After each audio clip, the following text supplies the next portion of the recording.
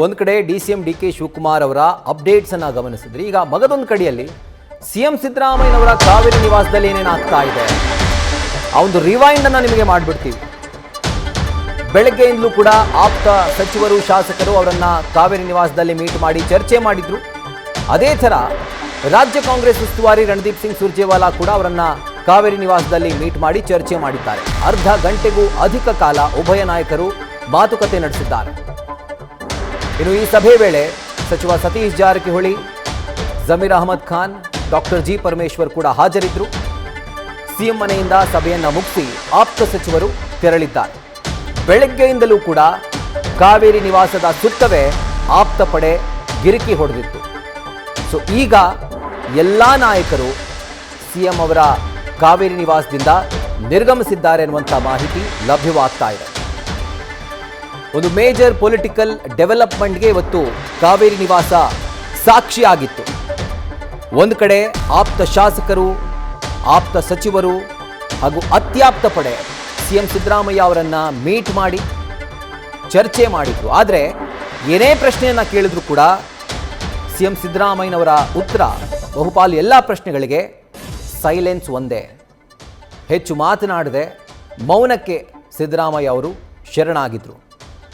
So ಈಗ ಸಿಗ್ತಿರುವಂಥ update ಏನು ಅಂತಂದರೆ, ಅವರ ಕಾವೇರಿ ನಿವಾಸದಿಂದ ಅವರ ಅತ್ಯಾಪ್ತ ಶಾಸಕರು ಹಾಗೂ ಸಚಿವರು ಎಲ್ಲರೂ ಕೂಡ ನಿರ್ಗಮಿಸಿದ್ದಾರೆ ಅನ್ನುವಂಥ ಮಾಹಿತಿ ಲಭ್ಯವಾಗ್ತಾ ಇದೆ.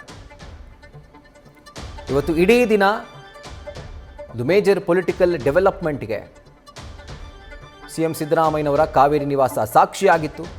ಕೇವಲ ಆಪ್ತರ ಭೇಟಿಗಷ್ಟೇ ಅಲ್ಲ, ಕಾವೇರಿ ನಿವಾಸದ ಹೊರಭಾಗದಲ್ಲಿ ಅವರ ಅಭಿಮಾನಿಗಳು ದೊಡ್ಡ ಸಂಖ್ಯೆಯಲ್ಲಿ ಜಮಾವಣೆಗೊಂಡು ಯಾವುದೇ ಕಾರಣಕ್ಕೂ ನೀವು ರಾಜೀನಾಮೆಯನ್ನು ಕೊಡಬಾರ್ದು, ನೀವು ಕೊಡೋ ಹಾಗಿಲ್ಲ ಅನ್ನುವಂಥ ಒತ್ತಾಯವನ್ನು ಸಿಎಂ ಸಿದ್ದರಾಮಯ್ಯ ಅವರ ನಿವಾಸದ ಬಳಿ ಮಾಡ್ತಾ ಇದ್ರು.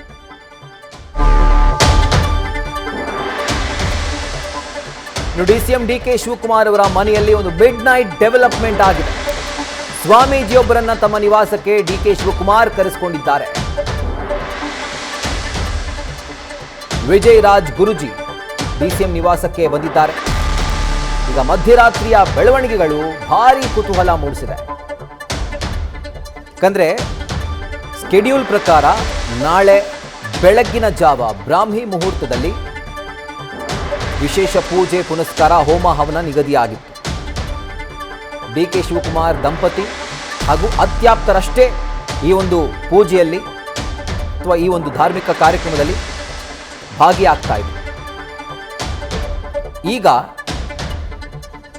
ಮಿಡ್ ನೈಟ್ ಸ್ವಾಮೀಜಿಯೊಬ್ಬರು ಅವರ ನಿವಾಸಕ್ಕೆ ಎಂಟ್ರಿ ಕೊಟ್ಟಿದ್ದಾರೆ.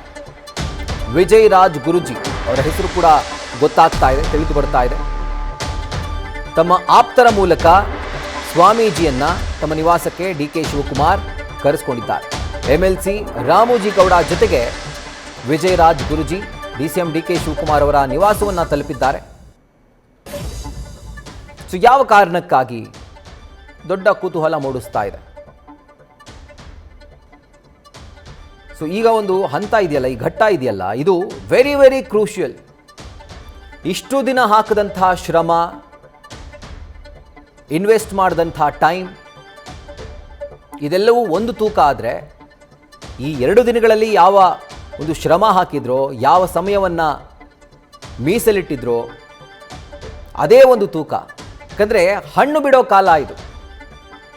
ಭೂಮಿ ಉತ್ತಿದ್ದಾಯಿತು, ಬೀಜ ಬಿತ್ತಿದ್ದಾಯಿತು, ಆ ಬೀಜ ಗಿಡ ಆಗಿದ್ದಾಯಿತು, ಗಿಡ ಮರ ಆಗಿದ್ದಾಯಿತು, ಈಗ ಮರ ಫಲ ಕೊಡುವಂಥ ಸಮಯ. ಸೊ ಹೀಗಾಗಿ ಮೊದಲೇ ದೊಡ್ಡ ದೈವಭಕ್ತರಾಗಿರುವಂಥ ಡಿ.ಕೆ. ಶಿವಕುಮಾರ್ ಈಗ ಇನ್ನೂ ಹೆಚ್ಚಿನ ಪೂಜೆ ಪುನಸ್ಕಾರದಲ್ಲಿ ತೊಡಗಿದ್ದಾರೆ. ಅದಕ್ಕೆ ಸಾಕ್ಷಿ ಅನ್ನೋ ರೀತಿಯಲ್ಲಿ ಅವರ ನಿವಾಸಕ್ಕೆ ವಿಜಯರಾಜ್ ಗುರುಜಿಯವರ ಎಂಟ್ರಿ ಆಗಿದೆ. ಮಧ್ಯರಾತ್ರಿ ಸ್ವಾಮೀಜಿಗಳ ಈ ಎಂಟ್ರಿ ತುಂಬ ಕುತೂಹಲ ಕೆರಳಿಸ್ತಾ ಇದೆ. ಎಂಎಲ್ಸಿ ರಾಮೋಜಿ ಗೌಡ ಅವರ ಮೂಲಕ ಈ ಸ್ವಾಮೀಜಿಯನ್ನು ಕಾಂಟ್ಯಾಕ್ಟ್ ಮಾಡಿ ಡಿ.ಸಿ.ಎಂ ಡಿ.ಕೆ. ಶಿವಕುಮಾರ್ ಕರೆಸಿಕೊಂಡಿದ್ದಾರೆ. ಆ್ಯಂಡ್ ಎಂಎಲ್ಸಿ ರಾಮೋಜಿ ಗೌಡ ಅವರೊಟ್ಟಿಗೆ ವಿಜಯರಾಜ್ ಗುರುಜಿ ಡಿ.ಸಿ.ಎಂ ಡಿ.ಕೆ. ಶಿವಕುಮಾರ್ ಅವರ ನಿವಾಸವನ್ನು ತಲುಪಿದ್ದಾರೆ.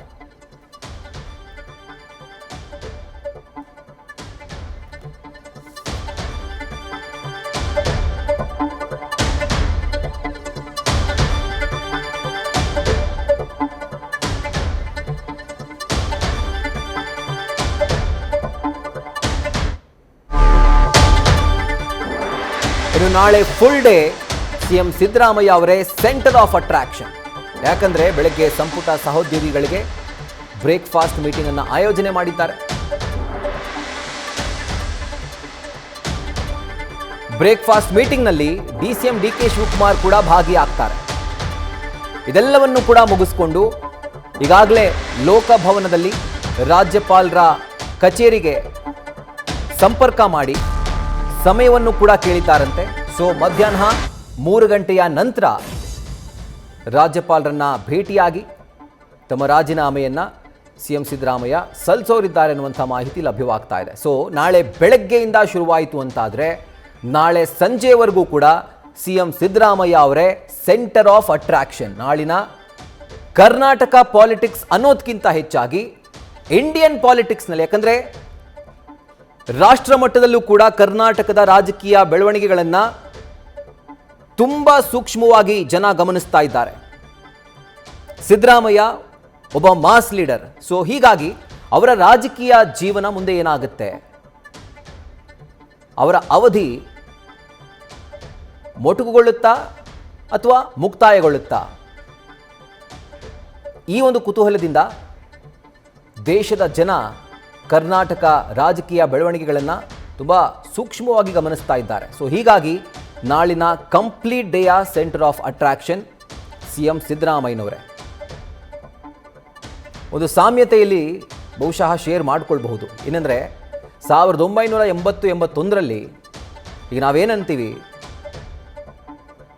ಮುಂದಿನ ದೇವರಾಜ ಅರಸು ಅಂತ ಹೇಳಿ ಏನು ಪ್ರಸಿದ್ಧಿಯನ್ನು ಸಿದ್ದರಾಮಯ್ಯ ಪಡ್ಕೊಂಡಿದ್ದಾರೋ, ದೇವರಾಜ ಅರಸು ಅವ್ರಿಗೂ ಅಷ್ಟೇ ಹೈಕಮಾಂಡ್ ಅವಧಿಗೂ ಮುನ್ನಾನೇ ರಾಜೀನಾಮೆಯನ್ನು ಕೇಳಿತ್ತು, ರಾಜೀನಾಮೆಯನ್ನು ಪಡ್ಕೊಂಡಿತ್ತು. ನೋಡಿ, ಸಿಮಿಲಾರಿಟಿ ಅನ್ನೋ ರೀತಿಯಲ್ಲಿ ಸಿಎಂ ಸಿದ್ದರಾಮಯ್ಯನವರು ದೇವರಾಜ ಅರಸು ಅವರ ಅನುಯಾಯಿ, ಅವರ ಹಾದಿಯಲ್ಲೇ ಸಾಕ್ತಿದ್ದಾರೆ. ಅಹಿಂದ ಚಾಂಪಿಯನ್ ಅಂತ ಏನು ಕರೆಸ್ಕೊಳ್ತಾರೆ, ಅವರ ಅಧಿಕಾರಾವಧಿ ಕೂಡ ದೇವರಾಜ ಅರಸು ಅವರ ರೀತಿಯೇ ಈಗ ಮೊಟಕುಗೊಳ್ತಾ ಇದೆ. ಆದರೆ ಒಂದು ಎಕ್ಸ್ಟ್ರಾ ಪಾಯಿಂಟ್ ಏನು ಅಂತಂದರೆ, ಸಿದ್ದರಾಮಯ್ಯ ಇನ್ನು ಅಧಿಕಾರ ಸಿಗೋ ಮುನ್ನಾನೇ ದೇವರಿಗೆ ಡಿಕೆ ಶಿವಕುಮಾರ್ ನಮನ ಸಲ್ಲಿಸಿದ್ದಾರೆ. ನಾಳೆ ಬ್ರಾಹ್ಮಿ ಮುಹೂರ್ತದಲ್ಲಿ ವಿಶೇಷ ಹೋಮ ಹವನವನ್ನು ಡಿಸಿಎಂ ಡಿಕೆ ಶಿವಕುಮಾರ್ ತಮ್ಮ ನಿವಾಸದಲ್ಲಿ ಕೈಗೊಂಡಿದ್ದಾರೆ. ಈ ಒಂದು ವಿಶೇಷ ಪೂಜೆಯಲ್ಲಿ ಡಿಕೆ ಶಿವಕುಮಾರ್ ದಂಪತಿ ಹಾಗೂ ಅತ್ಯಾಪ್ತರಷ್ಟೇ ಭಾಗಿಯಾಗ್ತಾ ಇದ್ದಾರೆ. ಸೊ ಮುಂದಿನ ಮೇಜರ್ ಪೊಲಿಟಿಕಲ್ ಡೆವಲಪ್ಮೆಂಟ್ ಆಗೋಕ್ಕಿಂತ ಮುಂಚೆನೆ ದೇವರ ಮೊರೆ ಹೋಗಿ ಆ ದೈವ ಬಲವನ್ನು ಸಿದ್ಧಿಸ್ಕೊಳ್ಬೇಕು ಅನ್ನುವಂಥ ನಿಟ್ಟಿನಲ್ಲಿ ವಿಶೇಷ ಹೋಮ ಹವನವನ್ನು ತಮ್ಮ ನಿವಾಸದಲ್ಲಿ ಡಿಕೆ ಶಿವಕುಮಾರ್ ಹಮ್ಮಿಕೊಂಡಿದ್ದಾರೆ.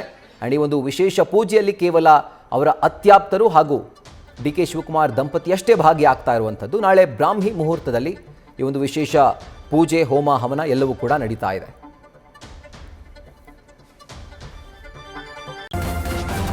ನ್ಯೂಸ್ ಫಸ್ಟ್ ನಿರ್ಭೀತಿಯಿಂದ ನಿಮ್ಮ ಪರವಾಗಿ.